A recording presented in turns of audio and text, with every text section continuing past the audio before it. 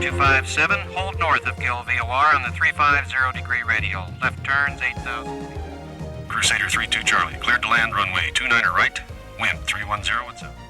King Air 17 Hotel, cleared to the Evergreen Airport, Victor 15, that is filed. Maintain 7,000, departure control frequency 1. Mooney 43 Echo, turn right, heading 240, descend and maintain. Seneca 9150 Zulu, maintain VFR conditions above 11,000. Falcon 29er Echo, cleared to land runway 35 right, wind 340.5, caution wake turbulence. During your private pilot training, your flight instructor gave you the opportunity to control the airplane by instrument reference for brief periods of time. As you enter the world of instrument flight, you need to develop the knowledge and skills to fly the airplane on a continuous basis by referring solely to your instruments and gauges.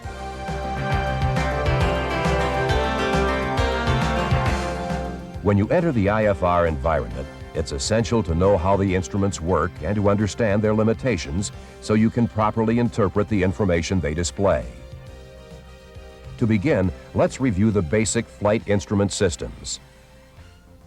You should remember from your private pilot training that the flight instruments are divided into two systems, gyroscopic or pedostatic. The gyro instruments include the attitude indicator, heading indicator, and turn coordinator, while the pedostatic instruments are the airspeed indicator, the altimeter, and the vertical speed indicator. Let's look closely at the gyro instruments. On most small airplanes, the gyros in the attitude indicator and heading indicator are vacuum driven, while the turn coordinator is electrically powered. By having different power sources for the individual gyros, you'll have backup information if one system fails. One of the main reasons a gyroscopic instrument is able to display its information is because of a principle called rigidity in space. Inside the instrument, a rapidly spinning gyro tends to resist the external forces produced as the airplane maneuvers around it. By having the gyro remain in a relatively fixed position, the aircraft's attitude can be measured in relation to the gyro. The turn coordinator also incorporates another principle called precession. Whenever your airplane's attitude changes, the pressures exerted by the external forces tend to make the gyros change their plane of rotation, or precess. The faster the change, the greater the pressures, and therefore the precession. The turn coordinator measures the precession of its gyro and indicates the rate of turn. However, precession is not always beneficial and can cause errors, which we'll discuss later. During VFR flight, you were able to maintain the aircraft's attitude by comparing references on the airplane to the natural horizon. During instrument flight, you no longer have that luxury. Now you must rely on the flight instruments for pitch and bank information. The one instrument which directly shows both pitch and bank is the attitude indicator. However, because of precession, the attitude indicator could give you erroneous indications. For example, if you accelerate rapidly, the instrument may indicate a slight climb. If your reaction is to lower the nose to return the miniature airplane back to level, your actual pitch attitude will be lower than that shown on the instrument. This will place your airplane in a descent unless you take corrective action. The opposite occurs when you decelerate rapidly. Here, the initial indication is that of a slight descent. Now let's review the heading indicator. The spinning gyro in the heading indicator is aligned with the vertical plane, allowing it to sense any changes in the airplane's vertical axis. The heading indicator is very susceptible to gyroscopic precession. As you maneuver the airplane, the external forces acting on the gyro cause the heading to drift very slowly. In this case, it is drifted 5 degrees. For this reason, you need to periodically realign it with the magnetic compass. Because the operation of the attitude and heading indicators relies on vacuum pressure, be sure to include the vacuum indications in your scan. The third gyroscopic instrument is the electrically powered turn coordinator. Although the miniature airplane looks like it is banking, it is only measuring the rate of turn or roll rate. It does not show angle of bank or pitch information. One of the most important uses of the turn coordinator is that it enables you to establish and maintain a standard rate turn, which is the rate you should use for most instrument maneuvers. With the wings of the miniature airplane aligned with the reference mark, you'll turn at a rate of 3 degrees per second. The second part of the turn coordinator is the inclinometer. Just as in VFR flight, the ball helps you maintain coordinated flight. Now let's re-examine the pitot-static instruments and look at their importance during your transition to the IFR environment. The basis for the functioning of the pitot-static instruments is differential air pressure. While the air pressure surrounding the airplane is vented to all three through a static port, only the airspeed indicator receives ram air pressure. This instrument measures the difference between the ram air and static air pressure and displays the result as an indicated airspeed. Knowing your relationship to terrain and obstructions would be virtually impossible at various times during your instrument flight without the information provided by the altimeter.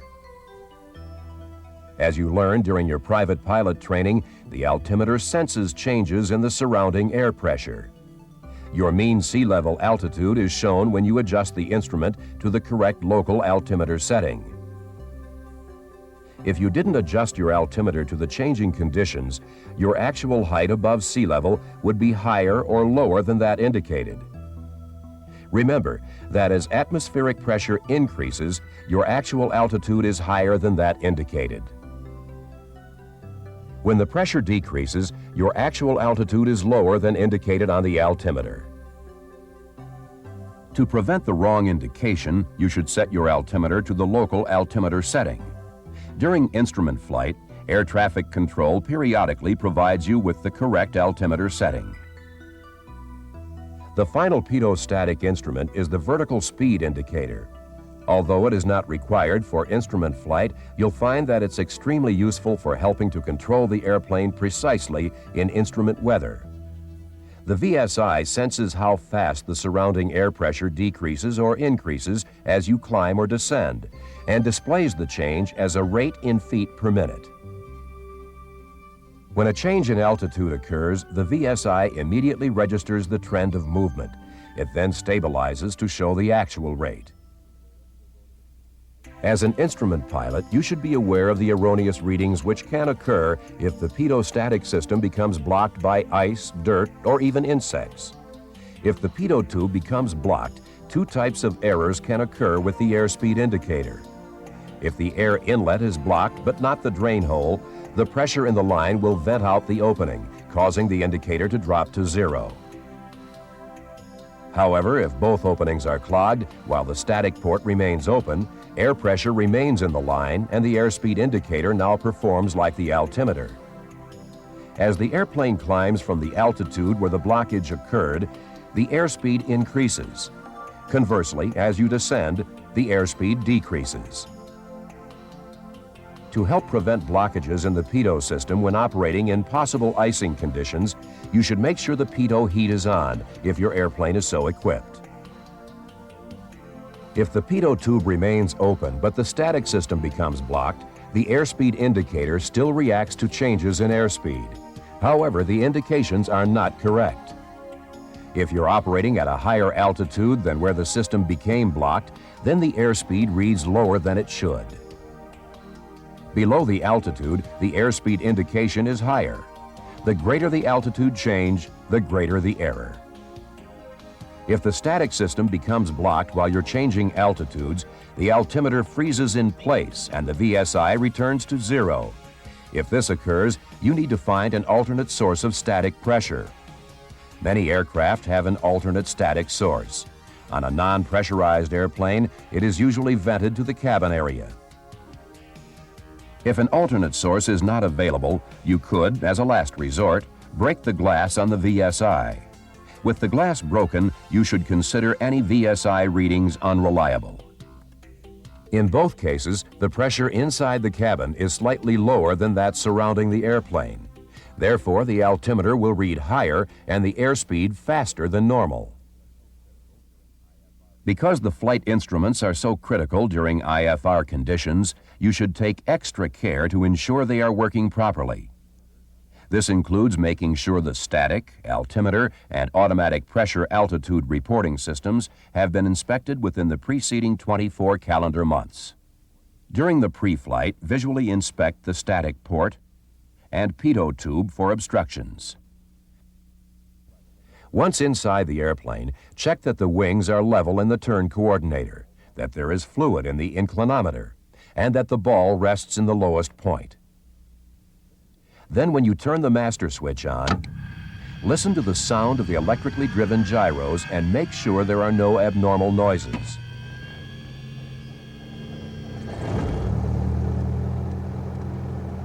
Once the instruments stabilize, continue your inspection by verifying proper alignment of the attitude indicator and turn coordinator.